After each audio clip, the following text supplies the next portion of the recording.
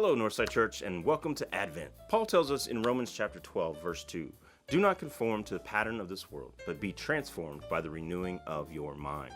And when I look out into the world to see the pattern that's going on, I see a pattern of division and of polarization. One side pitted against another and fighting it out until somebody wins. And we expect this of the world. This is how the world works. It's the pattern of the world. What I find odd and really quite troubling is when that pattern seeps into the life of the church, which really kind of baffles me because we are a people, the people of God, that have been trained and taught to hold things in tension, not to dissolve things into one side or the other. We are, after all, a people who believe that a virgin mother gave birth to a servant king who is both shepherd and lamb. These are not just tensions, these are paradoxes, and really the heart of what it means to believe and to have faith. One tension that is incredibly important to the nature of our faith is the tension between tradition and experience. In other words, the way things have always been and the new thing that's happening now.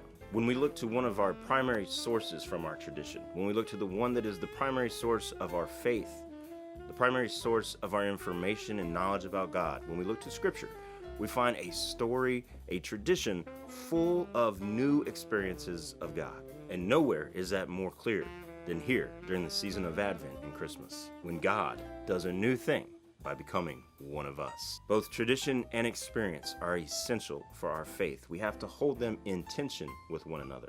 We have to hold them in faith.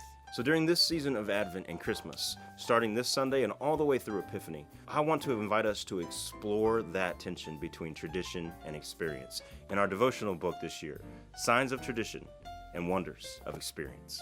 Here we'll explore that tension and how it works itself out in the stories of not only Jesus Christ and Mary and Joseph and the angels and the shepherds, all we're familiar with in our tradition, but we'll do something new this year and think about what were the stories and traditions that they were thinking about when Jesus was born. And we'll explore an even older tradition in the birth of Moses and how God used him to free the people of Israel from the tradition of slavery. So I hope that you'll join us on this journey during the season of Advent, exploring the signs of tradition and the wonders of experience.